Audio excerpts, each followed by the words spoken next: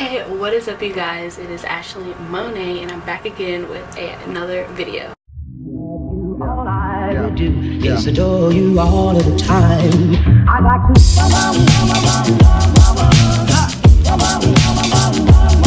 I like to. So today we are going to have a book review on A Court of Thorns and Roses by Sarah J. Maas. Now, this book I put off for so long because I have a tendency to, when there's hype around a book, to just not pick it up, because sometimes hype around a book, it just really depends on who's the hype coming from, what's being said, because there's sometimes where hype can just be very terrible for a book. This was not one of those cases. I actually thoroughly enjoyed this book. This book was so good. So I've also tabbed it a lot. So basically this book is about a girl named Vera who accidentally hunts down this wolf, but it turns out it's not really a wolf, and because of that she has to go and live with Tamlin in his court, and basically you find out that they're all fairies, and it just basically goes through her journey of her being there, and then you find out that technically she didn't even have to come. She could have resisted, she could have, she could have ran away and it would have been fine.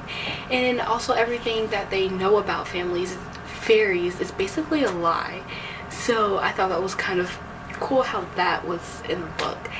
And I don't know, I just really thoroughly enjoyed this book. I have the second book at home. I've had this series for so long, but I've put it off because I just did not know how to personally feel about it. But I kind of wish that I brought the second book with me, because I really want to read the second book. So I started out with a system where basically these paper blue tabs were like my thoughts, but then it just became a mess. But I did have some predictions along the way, and I was so wrong on some of my predictions, which is kind of a good thing. That means that the book wasn't predictable, I don't know, it was just so cool. And I don't know if anyone else had this, but when they were talking about the bog, I first read it as boggy, and for some reason it brought me to Harry Potter for buggard. I'm weird, I don't know. But I don't know, I thought that when she saw her father, I kind of figured it was the bog, because I was like, how would he even get there, he's not a fairy. And this was before I realized that you saw that there is a way to cross over with the two stones and stuff like that. But yeah, so we're gonna talk about the writing in this book.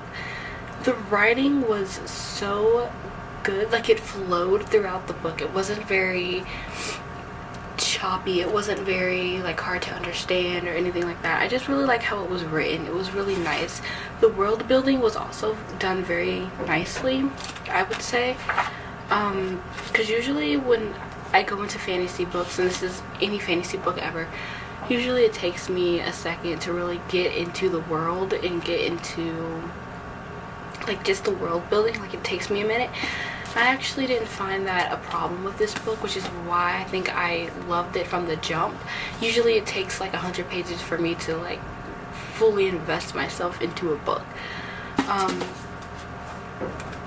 So some of these blue tabs, let's see, I didn't really know. I kind of figured that Tamlin was some type of special fairy, just because he was able to shapeshift, and the only other person that we thought could shapeshift was the person that Vera killed in the woods, when she thought that he was a what was it, not a fox, but a wolf. So I figured that he was some type of special fairy, but I didn't really think that he was a high fae, not a high fae, but I don't know, a lord. I didn't really think of that, though it kind of made sense, and I was like, okay, that's going to be very important. And when they were talking about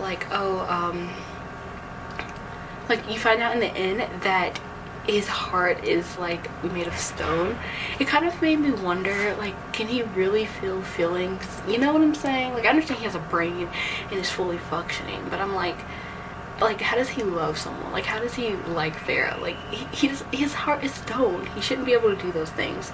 I don't know. But I personally, my favorite character out of all of these characters was probably Lucian.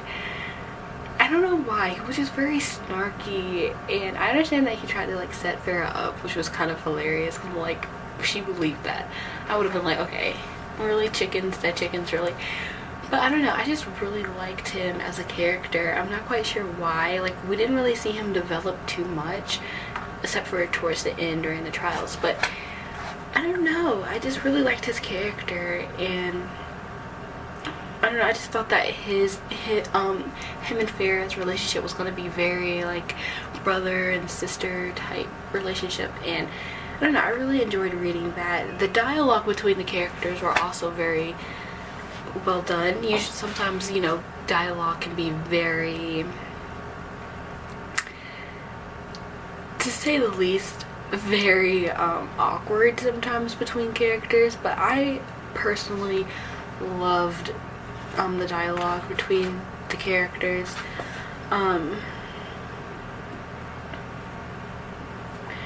don't know, did you, so I marked off like where the trials, like the chapters of the trials, I don't know, I actually started thinking that after the worm situation, I started thinking, you know, maybe Farrah really is kind of like, does have some type of magical power, granted whether she knows it or not, just because she was able to defeat it. And that's what I was thinking throughout some of it, because I was like, there's no way that this girl can do it, but she did, and she turns into a fae at the end, which I thought was like kind of a happy ending for Farrah, because, you know, this was her home now, and she just really loves being there. But also, one thing that kind of set me aback was the whole recent situation.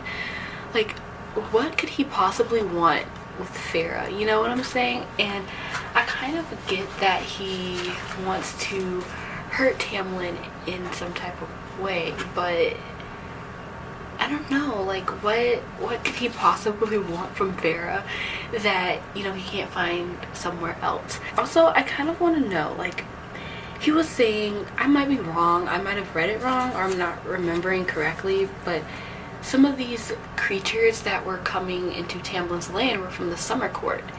So was the Summer Court against Tamlin's, like the Spring Court? Because I don't think they were coming from the Night Court. I think he did say that they were specifically crossing the border from the Summer Courts.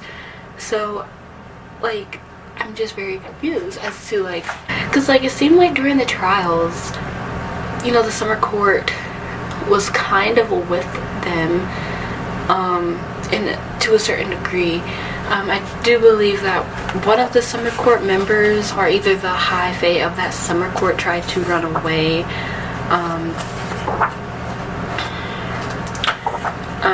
or was it the Lord of the Summer Court? I can't remember, but I don't know. I just thought that was very weird. Like, I thought of all places it would be coming from the Night Court, but it turns out it's the Summer Court. So I don't know. I think the courts just don't really like each other until now. But I don't know. I found it really interesting that this girl. Okay, one thing that pissed me off about this particular thing was the fact that, oh my god, the promise that she made her mom really pissed me off to no degree. You know, I'm just like, that's not, you know, a younger sibling's role. You know, that's not Farrah's role. You know, you should have promised someone else. And I really hate that she had to carry that burden with her throughout her life. Because me personally, I'm just that type of person. Like, I don't care. Like, if my mom was on her deathbed, I'm the only child, but if my mom was on her deathbed, I had siblings and they were older than me, and she promised me to keep the family together, you know, care for your family, whatever, I'll be like, fine. But they're not going to be disrespecting me while I'm the one providing for them. You know what I'm saying? Like, I just don't agree with that personally. I feel like the sisters, they got on my nerve so bad. Like, I feel like they could have done something to help her, you know.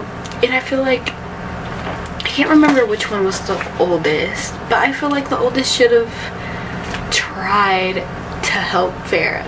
You know, it shouldn't be all Farrah needs to go out to hunt, Farrah needs to fix the food, Farrah needs to make the money. You know, I don't like that. I don't like that at all. I just, that really just irked my nerves so badly, because that's not Farrah's role. Farrah's the youngest. She shouldn't have to. She can help, but she shouldn't have to do everything. And also, I feel like Tamlin was very lenient, you know, towards the family. I feel like, yeah, you understand that Farrah really wants to protect the family and provide for the family, make sure that they're well off. But also, I feel like Tamlin knew how they were treating her. So I feel like Tamlin should have taught them a lesson at first. At first, it's been like, we're not providing anything for this family for like a week, and let them figure stuff out by themselves. And in the end of that week, they should understand that Farrah was very crucial to this family. Like, I don't know, that just really irked my nerve so bad. And also Nesta, I think it was Nesta, how his glamour didn't work on Nesta. I thought that was so cool, because, well, so weird, because like you would have thought that that would have been the main person that would work on. But it just shows how level-headed she really is, and how much she actually really do care, because she was one of the main people who really pissed me off in this book, because I'm like, okay, this child is providing for you when that is your role, because you're the oldest. You know, she's letting you off easy. You know, you need to at least respect her. And so I just thought that was really, really fascinating, how the glamour didn't really work. At first I was like, oh my gosh, you know, Tamlin's glamour is going down, something bad happened to Tamlin, but it just turns out that she's just very level-headed, and she just didn't fall for it. She knew, and she actually really does care. So I thought that was really interesting how that turned out. But I don't know, anything else that you guys noticed in this book? I know I didn't really, this is like my first book review ever. I'm still working on like a system of doing this, but this time I just kind of like randomly talked. Next time it'll probably be a little bit more formulated. But if you have any more comments or anything regarding this book, or just anything, you can just comment down below, and please like and subscribe if you like these kind of videos, and I will see you guys next time. Bye. It's basically about a girl named Cinder, who is kind of a play on Cinderella, and she basically is she's not a robot.